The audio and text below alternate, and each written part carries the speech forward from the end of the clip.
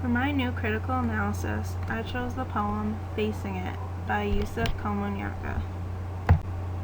As soon as I read the poem, I immediately understood what Yusuf was feeling. Komunyakaa is such a great author in that way. He really allows the reader to delve into what he has gone through. This poem, unlike many others, does not have much of a rhyme scheme. Some words might rhyme here and there, but nothing blatantly obvious. I believe that this is a free verse poem, which gives the author room to say what he or she wants to, without having to stick to a certain rhyming scheme or meter.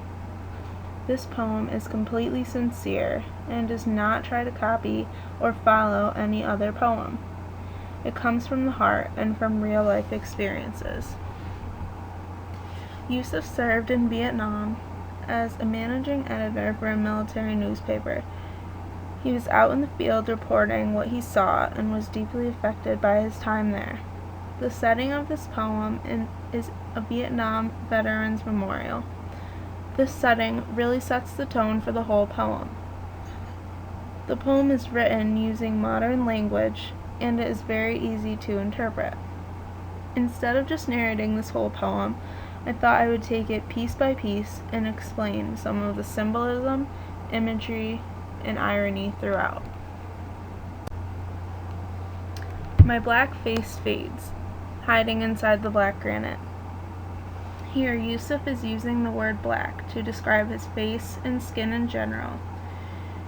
He is an African American man that is trapped inside this rock form. The granite is black as well. I believe that this one word, black, connects Yusuf and the stone. They are one. I said I wouldn't. Damn it. No tears. I'm stone. I'm flesh. Here, Yusuf is struggling with his feelings.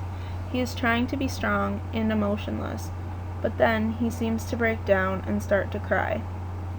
When Yusuf describes himself as stone, he is in a way comparing himself to the granite memorial. He is sturdy, stable, and strong.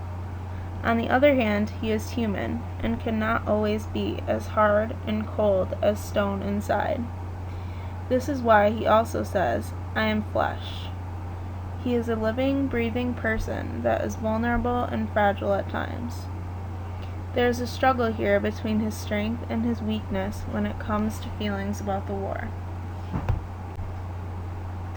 My clouded reflection eyes me, like a bird of prey, the profile of night slanted against morning. Here, Yusuf is looking into the granite memorial and sees his reflection, but it is blurred. This symbolizes weakness. The Vietnam War has taken so much strength and fight out of him as a person. He will never be the same again. He is angry and looking at his reflection like a bird would eye its prey. I turn this way, the stone lets me go.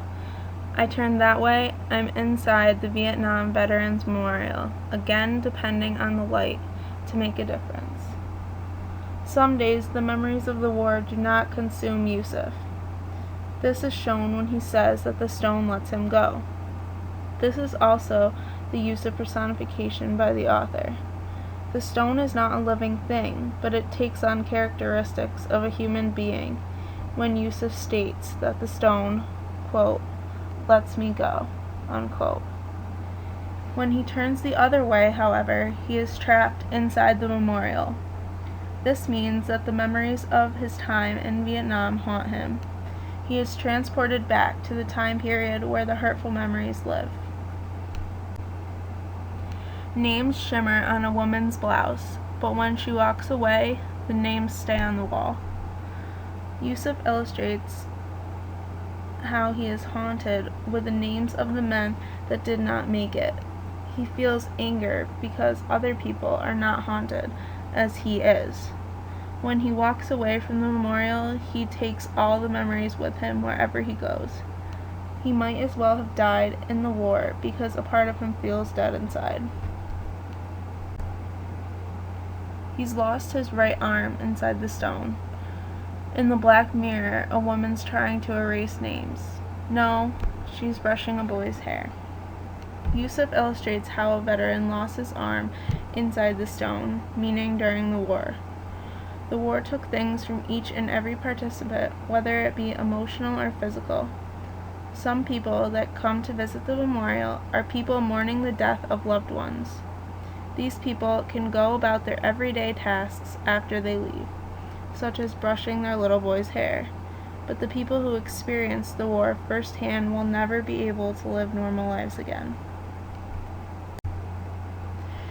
This poem really spoke to me. I always knew that war veterans were affected for the rest of their lives, but Yusuf feeling trapped by this memorial and the war in general made me realize that these men and women never get over what they went through.